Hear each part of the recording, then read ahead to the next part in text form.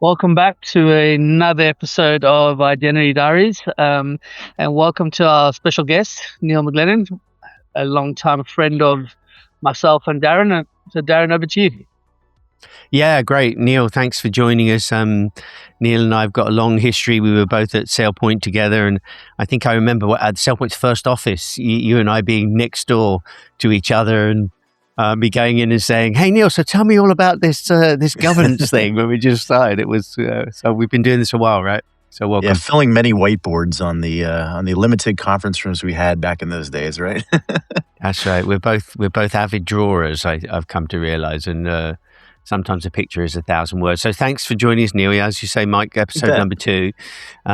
Lots of interesting things to talk about. Last time we were sort of focused on industry M&A moves, and we talked a lot about all the things that were happening. It was a pretty exciting start to the year. And I think today, being as the three of us are we OG? What do we call ourselves? Definitely not OG? newbie. Yeah, that's somebody once said to me when I said, "Oh, OG," thinking of it as a term of of austere respect, and they said, "No, that stands for old git." So I'm like, "Oh, that's true." You two are not as old as I am, but so I know, Dan. Look at the gray hairs showing through here. That's a sign of distinction. But so I thought maybe I'd just kick us off. We've got some history here. So what? I'm always interested in the past, right? Because it tells us a lot about where things go in the future, but it doesn't dictate it in any way. So we've seen a lot of history. So maybe I'll kick it off, Neil, asking you. Of all the things, everything's changed, nothing's changed in some respects. So what do you think is something that sticks out in your mind as sort of still being super relevant, or maybe something that you think has changed as much as that we should forget about it in our space? Yeah, I think you look at the world that we're in, in the industry we're in. We're in security, right? Identity is part of security. It's a domain in security, right? And security is a team sport. It requires everybody to kind of cooperate, and also requires that holistic view, right? And so I think ultimately that's never changed, right? If your goal is to secure things, you have to secure it in its entirety. It doesn't matter what technology it is, who it is, what it is. But I think, if you look at how that's kind of evolved, you're seeing some things that there's a lot more surface area, that what has changed quite a bit. You look at some of these like digital transformations, I think, and, people move from on-premise to cloud, and, okay, well, great. You're moving this stuff up there, but, you still got some stuff kicking around on-premise, right? We live in a heterogeneous world, right? Where you have stuff everywhere. And so you're seeing that change, and you still have both of those things, but you're also seeing that around other areas too. We have multiple clouds. We have also humans and non-humans to contend with now, right? So I think the mission's still the same, right? Security is still security. It has to be holistic. It has to be something that we all work on together. Cross vendor and that kind of thing. And the mission's still the same, but I think what you're having to secure is drastically changing, right? And it's just increasing in velocity, really. Right. And I know that agentic's going to be something obviously we're going to want to talk a lot about, but I think there's an interesting point. It's I've always said this, the legacy doesn't really go away, and that the term legacy should be rewritten to some degree, because the Claude code that I write and deploy, unfortunately, I've spent thousands of hours messing with that total pit of time. It's legacy, right? As soon as you compile and ship it. Yeah. Mike, what do you think? Do you agree with that? And it sort of moved, changed? Yeah, I was going to ask Neil a different question. So we've been talking about identity being the center for everything in cyber for a very long time, probably 20 odd years. The industry in the last 3 years has finally cottoned on. Why do you think that's changed, Neil? Why has the industry changed? Yeah, why didn't you finally realize identity? We've been saying it for years, but why is the industry finally realize that identity is the center of identity? Finally at the center. Everything cyber. Yeah, I think people are starting to realize the value of having a centralized place to administer security in a general sense, right? It comes back to that holistic view, right? You have to be able to secure everything. And it's really hard to secure things if you have a patchwork, right? So you're kind of saying, well, what am I missing? Is ultimately a lot of the questions that we ask in security, right? And I think identity provides a good framework for that, because you can start to say, like, here's all the identities that I know about, whether they're human or not human. And then start to say, okay, well, what is my framework I can hang on top of that? And who haven't I secured, right, within that? And so, honestly, kind of coming back to history a little bit, it's really no different than what we were talking about with AD a long time ago, right? It's, hey, a centralized unified directory. And it's kind of that same thing, just the technology and the application of it is changed, right? Yeah, that's interesting. I remember there was a conference, God, I mean, what was it? 12, 14, maybe, yeah, there was identity at the center. And that was actually, I can't remember the name, the gentleman that ran it for 2 or 3 years got rolled into something else. And it is interesting. You sort of feel like, I told you so. You want to say, never say I told you so, particularly to a teenage daughter or to a wife that you want to remain married to. But it's kind of a little bit, I told you so. It's sort of, I think we in identity have felt for a long time that it is the center. It's the only control plane you have, particularly when we think heterogeneously, right? But as we get into now cloud and agent and everything else, that it's the thread that binds us, right? The identity record, absolutely. I always think myself, one of the things I was going to add to this sort of how things have changed, I use the term identity now, and for me, it's always meant authentication, authorization, administration, and audit. It's always been 4 A's. Triple A, right? Well, right. 4 in this case. Yeah, it's always been there. So, and I think some people are saying, "Oh, well, it's all it's all about token auth in today's world." But that to me is identity. It's who and what should have access to what. So nothing's changed. And it's interesting you mentioned Active Directory, because I think Microsoft's vision was that Active Directory would do all those things and be the center control plane. But unfortunately, the Unix world and a few others didn't comply, and that bred the need for IGA and IAM and PAM and all the other technologies that we have today. Well, I think coming back to that history, right, is we're not trying to repeat history here, but history is repeating. And I think if you study history there, study that legacy, you'll see and learn from it a bit. You'll see that nothing really changed. We were talking about Unix and AD, but now we're talking about multiple cloud providers, right? We're talking about agents, and it's like, wow, ultimately you still have the same problems, just the technology has shifted, right? The platforms have shifted, right?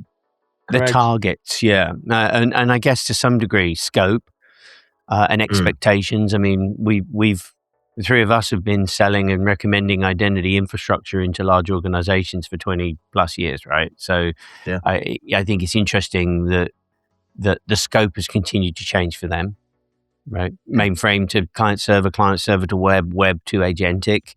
But the challenge, and one of the questions I was going to ask you both was this idea of what's the funniest thing you've heard, as we look back, we look at the history of identity that we have and where things are going in the future. And one of the funniest things I heard was somebody said to me, "Oh, you don't, governance is gone away. It's different. We don't get the governance the same way anymore." I'm like, but we ultimately do, right? It doesn't matter what it is, what's accessing what, somebody has to pay the check and carry the can for that, and that's really what governance is about. So it's another thing that hasn't changed, I guess. But I think you kind of look at the world pre-governance, right? The provisioning world, right? And you kind of look at it as, I like to kind of use the there's the visibility aspect of governance, right? And then there's the action aspect of provisioning. And if you kind of think about it, if you have no visibility, you're just acting, but you don't know really, it's kind of misguided to some degree, right? You don't know if am I acting on something that's real, right? Is it, fully coming back to the whole security mantra, the holistic view, kind of flying blind, right? And, I think that the big shift in governance is the fact that kind of the world quite literally opened their eyes and said, hey, here's the visibility of everything. And, if you say, well, governance is not really relevant, I disagree. I think it's more relevant now than ever. I mean, if you think about all that surface area we were talking about, right? You have things that you're trying to discover. I mean, I'm having conversations right now about agents quite a bit. There's a lot of people that are kind of wait and see, like, hey, we're not doing anything with it right now, but we're going to wait. And then there's other people who are like, we're doing it, but we're only containing it to this area. But then you start to say, well, okay, well, it's the same problem as provisioning, right? Your guys are acting or you're waiting, but what's really going on, right? And then the answer is, in both cases, is I don't know, right? And then so you're kind of back to, man, I got to govern that. I got to discover that. I got to open my eyes, right? I think that's interesting point. That leads nicely on to your question, Darren. The funniest thing I think I've ever heard is I've finished my identity program. Yeah, that's like saying I finished improving myself. Really? I think that speaks nicely to the fact that even if you did finish your identity program in the old days of traditional applications, well, then Internet of Things came along, and then we had non-human identities. Now we have agents. So even if you could finish the human identity traditional application, you never were going to finish, right? It's an ongoing, continuous life cycle. Interesting. And you're right. Neil, your role as in the field CTO role, obviously you're out there talking to a lot of large customers. Do you think there's a difference in this view of past and future when you think between large scale established programs and small programs? I mean, do you see a difference in that? Yes and no. We come back to what an identity program is. And I think that's, Michael, to your point, it's kind of funny. People say like, some people treat it as a project, when in reality it is a program. It needs to evolve. It has to stay relevant in the business. And I think there's a lot to. One of the interesting things about this world that we're in now is, because of things like SaaS and these transformations, the whole world has kind of shifted to where you've lowered the barrier to entry for a lot of these identity technologies and things like that. So I think it's kind of interesting because you're getting a lot of different perspectives in here, which is a good thing. But it's also like there's different levels of maturity that are also entering the fray too, right? And so some people are uber mature, and they have expectations that they want to go to a higher level, and then you have some people that are really complex organizations that have stalled because of various reasons. Sometimes that's implementation complexity. That could be things that they're in their own way organizationally, right? We think we've all seen that. And you get sometimes these smaller organizations, right, that are just trying identity for the first time, and they kind of don't know what they're doing, and that's okay. I think they have to figure it out. And I think as identity practitioners, that's kind of our role, is to teach them, right? To help them learn. And I think also, as we make products and services for those, we should be catering to sometimes that down market, educating, because ultimately a lot of times that is the next generation of identity personnel, right? They may start on a lower rung ladder. They're not going to be always in the most complex organizations at all times, right? Do you see, back to that sort of Active Directory question, and the three of us had a long history there. Is Active Directory and AAD still as relevant in most of these clients as it ever was? It's easy to look at it and go, well, my agent doesn't use it, so what's it doing? I see it, in very, very pretty much every account that we're in, right? It's funny when you start to say, okay, well, starting down the application onboarding, where would you start? First one's like always Active Directory, right? Then it's usually Entra, or Azure Active Directory, whatever you want to call it these days. But it's usually one of those, and sometimes there's other directories in the mix, right, where people have tried to federate out for other reasons, or sometimes there's other infrastructure that's running, right? So it's not uncommon to have multiple directories, and that could come from change in technologies that could be because of mergers and acquisitions that never fully saw their way to completion, right? Everybody's in various stages of their journey, right? Right, wrong, or indifferent. Wow, yeah. How old is AD now, Mike? Very old. I think 2000 was the first one. When they moved from NT4, I think I was part of all those migrations. That's how old I am. If we look at something that hasn't changed, right? Why do we think application onboarding or system onboarding to identity solutions is still not just click and go? Yeah, there's a lot of different reasons for that. And I've had a lot of interesting conversations around application onboarding. Some of it is just trying to understand, kind of back to that visibility idea, right? Discover what is in my portfolio. And I remember a long time ago when we said, okay, let's, we're first doing governance, what do you have in your arsenal? What do we need to onboard? What does your application landscape look like? And everybody busts out Excel, right? And they start, creating a list and they start adding columns like, I think this has this number of accounts. I think this is the owner. And ultimately they start prioritizing and things like that. And so, but finding agreement on what an application actually is, because if you ask the tech guys, you're going to get one answer. And you ask the business people, you get a totally different answer. So getting agreement on what that is, and it's okay if they are not the same thing, right? Because there is a notion of applications as a business object versus a kind of back-end system.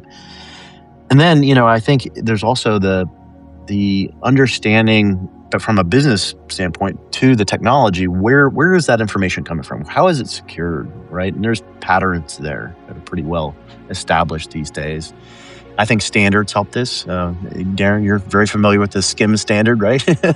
I think that has definitely gone a long way to help. I think standards are great when they work, when they're, fully utilized to their extent. I think they can also not be as good if they're not fully implemented into everybody's, to the degree that they should be. But there's the connectivity aspect of it. But I think one of the things I've seen fairly recently is that a lot of customers tend to use the term application onboarding, right? But they're all saying the same words, but they're using it in different contexts, right? Like I was talking to one of my customers last week, and they were using the term application onboarding, and come to find out that they were talking about what's getting in their way, why are they slowing down? They should be speeding up, and come to find out that the connectivity was actually the easiest part. Right? The technology side of it was the easiest part, because there's been a lot of great technologies that you can employ here. And I think as tech guys, we tend to be focused around that. But in reality, the long tail of it was actually them understanding their application. Because now, we have all these accesses, and what do those mean? I'm looking at like 100,000, items in this application. Who owns that? Who could tell me what, these hex codes or these, acronyms are, or what they even mean from an access perspective? And, certainly there's great technologies that you can employ to help that, like agentic, generative AI type of descriptions and stuff like that. We can understand composition through like identity graphs now. We've gotten really awesome at solving some of these things, but ultimately, you're trying to pry some of that information out of your own business. And I think that's where it's not a technology or tool problem. It's you're fighting, information loss, right? And having to go seek where this information lives, right? You're trying to figure out where your collective memory of your organization is, and make sure that gets translated into implementation. And I think that's hard. Right, no matter what tool. That's fascinating, because it is something I feel like we've lost a little bit. I think the start of SailPoint's history came from being one of the first people to turn around and say this is a business problem. I think one of the taglines early was the business of identity, and I think that it was sort of new in that way. And I think we sort of lost a little bit of that in some areas. There's particularly, this show is always run by the tech, right? By the three of us. So I know we're three high-level people that still like to mess with the technology, right? Of course. And it's sort of like the tech is back in the driving seat, particularly when we think about agentic and what's happening. But at the end of the day, it's still a business process, and somebody still has to know what it means, take responsibility for it. I think that's key. Like you say, onboarding is onboarding into responsibility, not connectivity, and that's a great point. Yeah. Well, I think everybody measures it differently too, because I was talking to a different customer many years ago, actually, and I was kind of brought in to advise their C-level, and they were trying to scale onboarding and growth, and I was like, well, what does onboarding actually mean to you? And they kind of looked at me like, what kind of question is that? But kind of comes back to, well, how are you characterizing this problem, right? Because there's the technology of connecting to the system, but then there's the understanding the application, and they actually took that even further, right? They not only that, they had to build SMD, they had to build roles, which is its own different problem, and then down that road they went with different certification processes, and so they were layering on all these things, and so that made that a very, very, very long tail. And the thing is some applications would be like pretty awesome until like maybe SOD, like I don't know what I'm comparing here, right?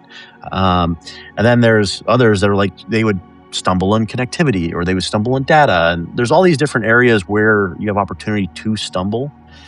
And I think if you don't track it, if you're just saying, hey, it's application onboarding, you're tracking at too coarse grain a level. If you kind of break that down and you say, well, here's the phases, then you can start to say, well, I am making progress over in this area, right? And it allows you to start tracking towards a solution rather than, identifying an overarching coarse grain problem, right? Right. And Mike, do you see that any different? Obviously, Neil, you're speaking from the SailPoint vendor perspective. Is there any? Would you disagree or change that from you obviously do some of the largest SailPoint deployments in the world, but you also do a bunch of PAM and a bunch of access. And do you see that problem of onboarding any differently? Not any differently today. And I think if we look back 5 years ago, what were we doing? We were looking at technology data and trying to make sense of technology data, right? I think what's changed, and we see it even in our own business using Microsoft Copilot and a few other pieces of AI, is that the AI is starting to understand our business more and more and more. So what I'm hoping to see in the onboarding space is not just the technical understanding of applications and systems, but actually understanding the business side of the data in a way that it can come up with some of the solutions that Neil was discussing that is a business problem.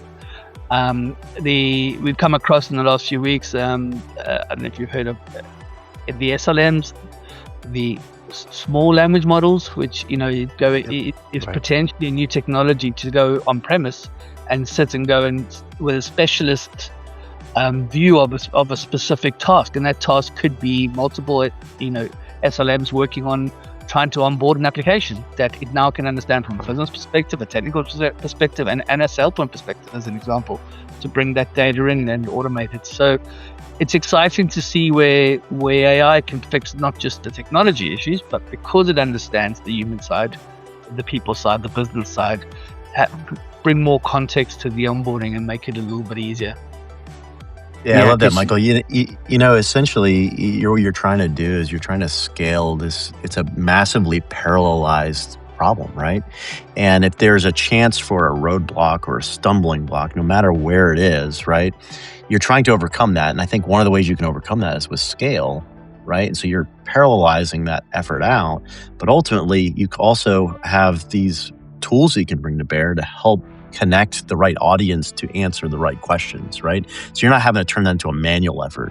And I think the nice thing is also, to your point, is, security is kind of that team sport I mentioned earlier, right? We all have to work together holistically. So it doesn't matter which vendor you are or anything like that. And I think, we started looking at some of these new agentic technologies, there's ability for those things to maybe bridge that gap of like, hey, I'll go do this in, SailPoint over here. I'll go do some of this and other solutions over here. And so you can actually get to a result faster as long as you have the right captive audience, right? I think the agentic side is going to help integrate some of these vendors closer together rather than being separate in separate swim lanes in the future. But I think, Darren, it's probably a nice time to sort of pivot into the conversation into the agentic world and the agentic security world. You bet. Yeah, and it's sort of, it seems to me that it's pretty much all anyone wants to talk about. But then I'm also very aware of the fact that it's a self-selected group of people that I tend to talk to. Right, real people are out there. Right? I get to talk to specialists a lot of my life, and so it seems like everybody in the specialist space is obsessing around this. And you would have thought that every other piece of technology has gone away, and it's the only thing that's left in some way. But so maybe a question for you, Neil, because I know that obviously SailPoint takes some big moves into this space. How do you see things changing within the client space with the advent of autonomous agents or multi-agent systems, which I think is the bigger problem, right? An agent talking to another agent is kind of... Man, there's a lot we can talk about here. Yeah. I'll take a moment and characterize where we started from on this journey, and like kind of even back to what we kind of opened the podcast here earlier, was security's mission hasn't changed, right? Security itself is a holistic view, right? You have to have that visibility, and then you can action on it, right? It doesn't matter which layer you're talking about, whether you're talking about runtimes or network level or device or, data level or entitlement, authentication, authorization, auditing, you name it, right? So all these different levels that you have, and you look at the agentic world, it's no different there, right? It's just the how's a little bit different. And so, security still has to secure all of those things. And I think, if you look and study the market that's out there, the market, everyone I think is selling their own brand of, hey, here's my solution. And I think everybody wants to help, right? And I think that's great. But I think, as security practitioners, we have to take a step back and say, how do I want to secure this, right? What are all those levels and how they all go together, right? Because it is a team sport. You have to work together to ensure security. I think part of that also still comes back to understanding what is out there, right? The discovery of all this, the governance of all that. Then you can action on it. Otherwise, you're kind of like back to provisioning of old, right? You're provisioning blind. I don't think anybody wants that, right? I think you need to be able to understand, hey, here's all the things that I have, actual versus desired state again, and be able to enforce it.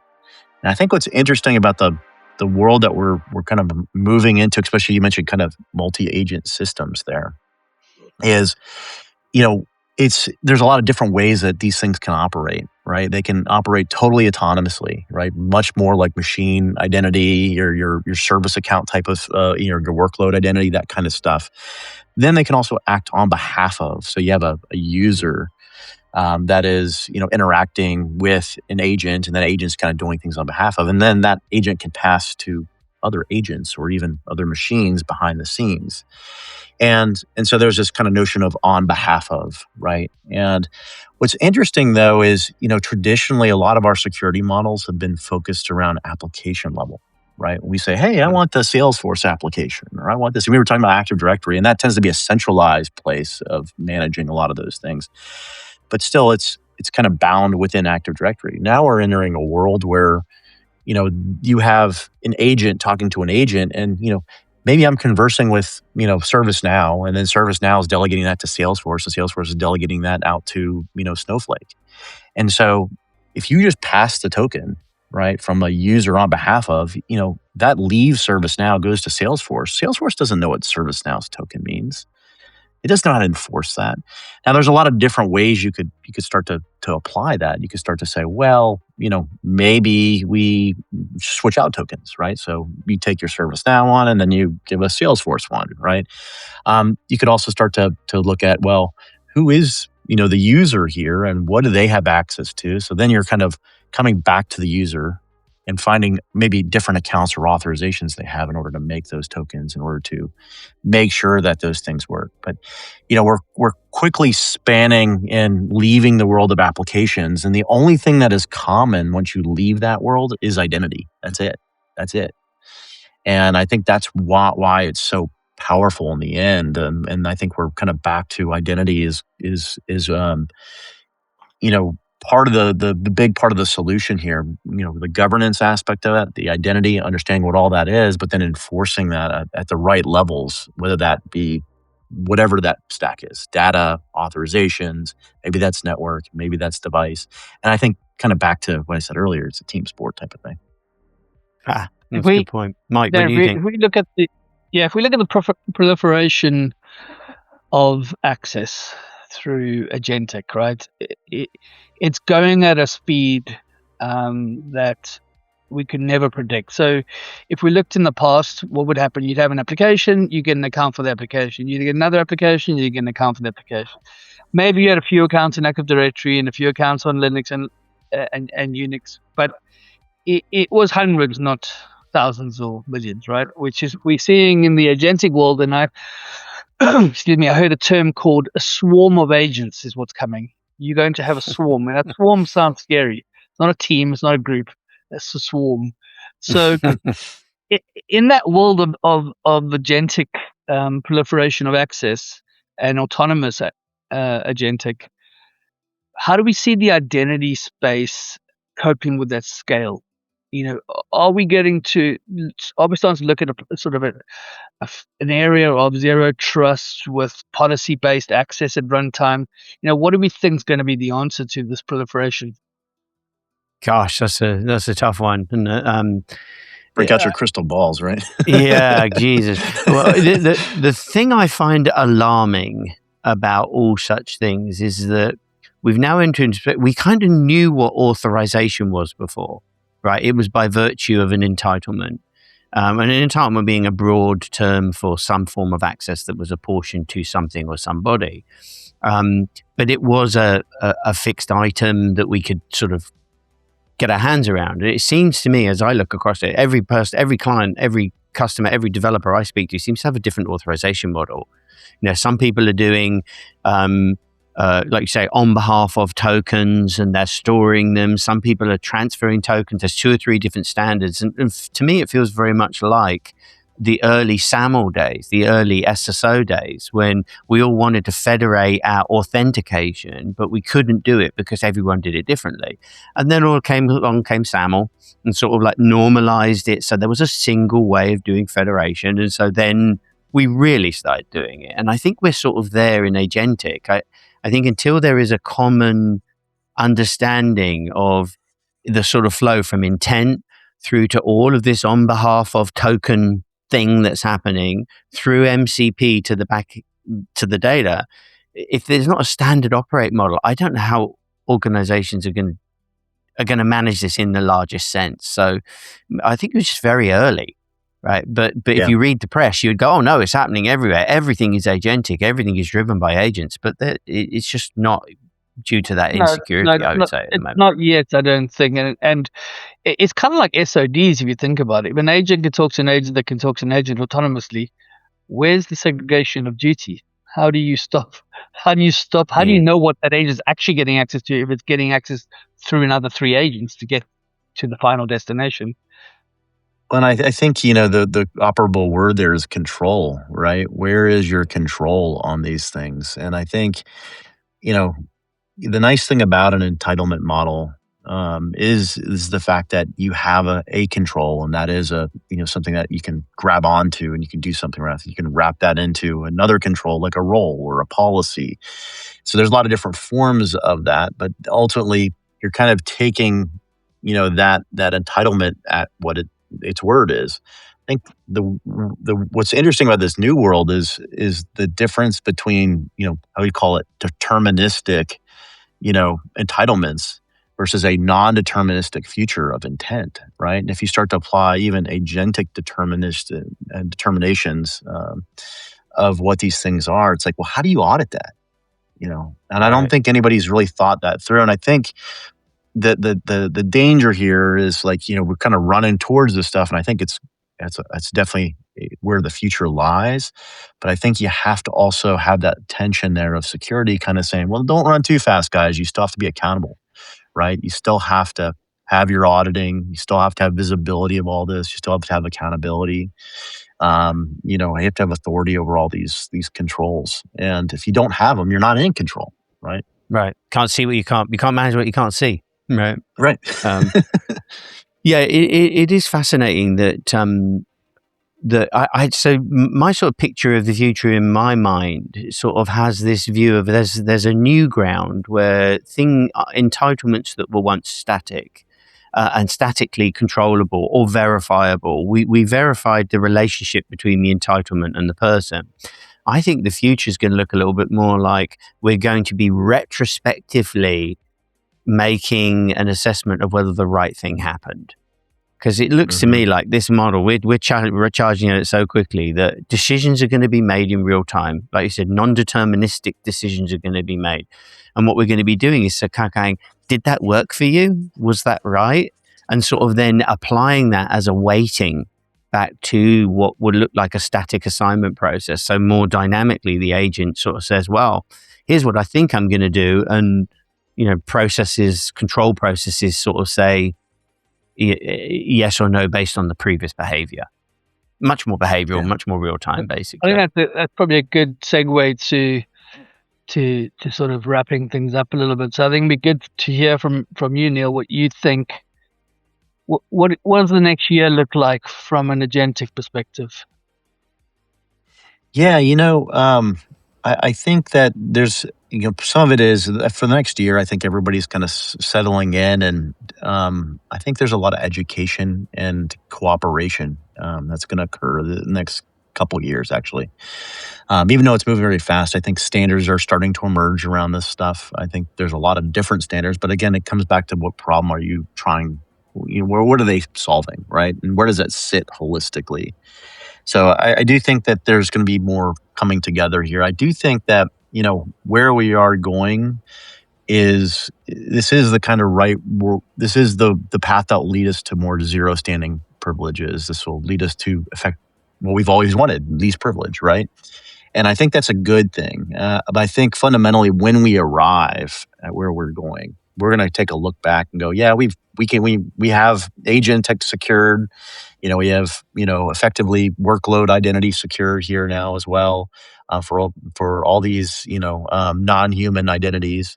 But then we'll look back at the human stuff and be like, why can't we apply it over there? And we'll fundamentally the human side of the equation will also have changed as a result. So I think that's kind of what's going to keep happening. I think that a lot of this requires identity practitioners to get cozy with some of the agentic builders, because there is always that tension of let's go fast. I want to go build stuff, and I want to, and a lot of these agents are born within systems themselves, right? They're born within organizations. They don't come in through an HR process.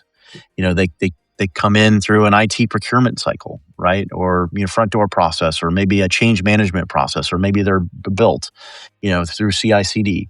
And so there's a lot of these different processes, and I think you want to empower your agentic builders and not get in their way, but also give them the tools and controls to help them achieve security. And I think ultimately, one of the things we've been saying is that you can govern your agent's behavior vis-a-vis its access, right? And I think if you kind of think of it that way, you're like, oh, that's interesting. Instead of saying, here's what I'm trying to do, what is the access I need? You said to say, well, here's the accesses I have. I can bring those forward. Now, this is effectively the agent I'm building, right?